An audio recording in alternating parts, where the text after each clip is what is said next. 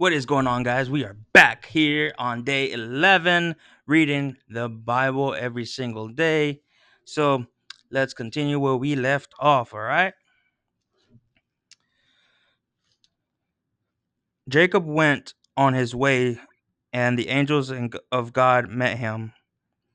And when Jacob saw them, he said, "This is God's camp." So he called that place Mahanaim. Jacob sent messengers before him to his brother Esau in the land of Seir, the country of Edom, instruction them. Thus you shall say to my lord Esau, thus say your servant Jacob, I have lived with Laban as an alien and stayed until now, and I have oxen, donkeys, flocks, males and female slaves, and have sent to tell my lord in order that I may find favor in your sight. The messengers returned to Jacob, saying, we came to your brother Esau, and he is coming to meet you, and 400 men are with him. Then Jacob was greatly afraid and distressed. He divided the people that were with him and the flocks and herds, camels, into two companies, thinking, if Esau comes to one company and destroys it, then the company that is left will escape. And Jacob said, O Lord of my father Abraham and God of my father Isaac, O Lord, who said to me, return to your country and to your kindred, and I will do you good. I am not worthy of the least of the steadfast love and all the fruit faithfulness that you have shown to your servant. For with may only my staff I crossed this Jordan, and now I have become two companies. Deliver me, please, from the hand of my brother, from the hand of Esau, for I am afraid of him. He may come and kill us all, the mothers with the children. You have said, I will surely do you good, and make your offspring as the sand of the sea, which cannot be counted because of their number.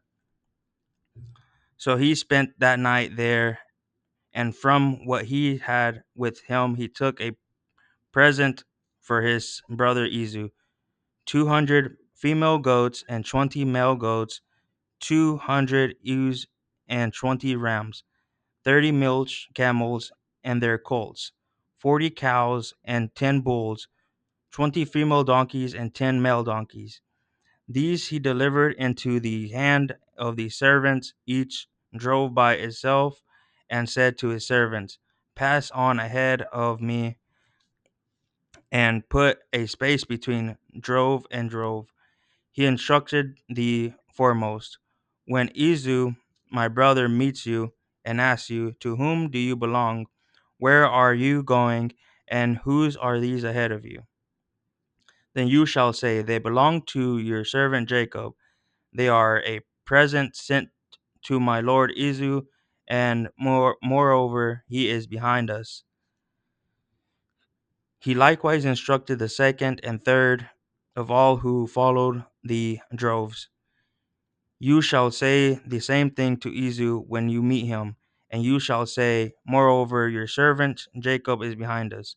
For he thought I may appease him with the presence that goes ahead of me, and afterwards I shall see his face. Perhaps he will accept me. So the presents passed on ahead of him, and he himself spent that night in the camp. The same night he got up and took his two wives, his two maids, and his 11 children, and crossed the ford of Jabbok. He took them and sent them across the stream, and likewise everything that he had. Jacob was left alone, and a man wrestled with him until daybreak. When the man saw that he did not prevail against Jacob, he struck him on his hip socket, and Jacob's hip was put out of his joint as he wrestled with him. Then he said, let me go, for the day is breaking. But Jacob said, I will not let you go unless you bless me. So he said to him, what is your name? And he said, Jacob. Then the man said, "You shall no longer be called Jacob, but Israel, for you have striven with God and with humans, and have prevailed." Then Jacob asked him, "Please tell me your name." But he said, "Why is it that you ask my name?" And there he blessed him. So Jacob called the place Ben-nil, saying, "For I have seen God face to face, and yet my life is preserved." The sun rose upon him, and he passed Peniel, limping because of his help. Therefore, to this day, the Israelites do not eat the thigh muscle that is on the hip socket, because he struck Jacob on the hip socket at the thigh muscle. Now Jacob looked up and saw Esau coming, and 400 men with him. So he divided the children among Leah and Rachel and the two maids. He put the maids with their children in front, then Leah with the children, and Rachel and Joseph last of all. He himself went on ahead of them, bowing himself to the ground 7 times until he came near his brother. But Esau ran to meet him and embraced him. He fell on his neck and kissed him, and they wept. Then Esau looked up and saw the women and children. He said, "Who are these with you?" Jacob said, "The children whom God has graciously given your servant." Then the maids drew near, they and their children, and bowed down. Leah likewise and her children drew near and bowed down. And finally Joseph and Rachel drew near, and they bowed down. Esau said, "What do you mean by all this company that I met?" Jacob answered, "To find favor with my lord." But Esau said, "I have enough, my brother. Keep what you have yourself." Jacob said, "No, please. If I if I find favor with you, then accept my presents from my hand. For truly to see your face is like seeing the face of God, since you have received me with such favor. Please accept my gift that is brought to you, because God has dealt graciously with me, and because I have everything I want." So he urged him, and he took it. Then Esau said, "Let us journey on our way, and I will go alongside you." But Jacob said to him, "My Lord knows that the children are frail, and that the flocks and herds which are nursing are a care to me. And if they are overdriven for one day, all the flocks will die. Let my Lord pass ahead of his servants, and I will lead on slowly, according to the pace of the cattle that are before me, and according to the pace of the children, until I come to my Lord in Seir." So Esau said, "Let me leave with you some of the people who are with me." But he said, "Why should my Lord be so kind to me?" So Esau returned that day on his way to Seir, but Jacob journeyed to Succoth, and built himself a house, and made booths for his cattle. Therefore the place is called Succoth. Jacob came safely to the city of Shechem, which is the land of Canaan, and his way from Padan Aram, and he camped before his city. And from the sons of Homar Shechem he brought for 100 pieces of money the plot of land on which he had pitched his tent. There he erected an altar and called it All Ola Israel. Now Dinah, the daughter of Leah, whom she had borne to Jacob, went out to visit the women of the region. When Shechem said, when Shechem, son of Homar, that Hivite, prince of the region, saw her, he seized her and lay with her by force. And he and his soul was drawn to Dinah, daughter of Jacob. He loved this girl and spoke tenderly to her. So Shechem spoke to his father Homar, saying, "Get me this girl to be my wife." Now Jacob heard Shechem, and Shechem had defiled his daughter Dinah, but his sons were with his cattle in the field. So Jacob held his peace until they came. And Honar, the father of Shechem, went out to Jacob to speak with him. Just as the sons of Jacob came in the field, when they heard of it, the men were indignant of very and very angry, because he had committed an outrage in Israel by laying with Jacob's daughter, for such a thing ought not to be done. But Homar spoke with them, saying, the heart of my son Shechem belongs for your daughter. Please give her to him in marriage. The marriage make marriage with us. Give your daughters to us, and take our daughters for yourselves. You shall live with us, and and and the land shall be open to you, and live and trade in it, and get property in it. Shushan also said to her father and to her brothers, let me find favor with you, and whatever you say to me I will give. But the marriage presents and gifts as high as you like, and I will give whatever you ask me. Only give me the girl to be my wife. The sons of Jacob answered Shechem and his father Homar deceitfully, because he had defiled their sister Dinah.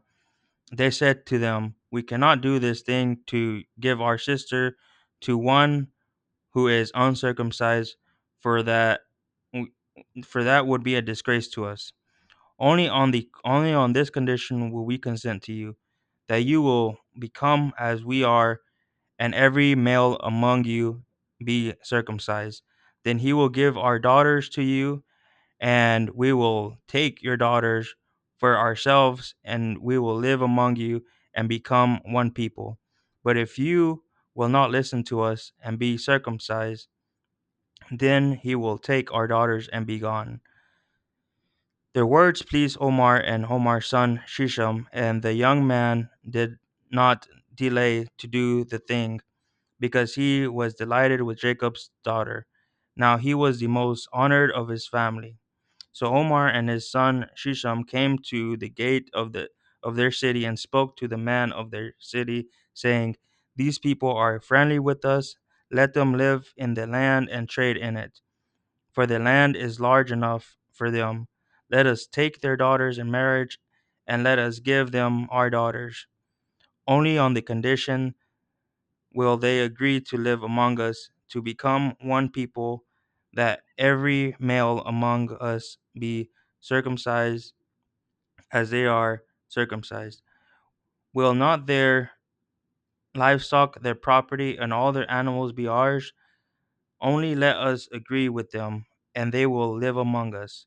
And all who went out of the city gated heeded Omar and his son Shisham, and every male was circumcised, all who went out of the gate of his city.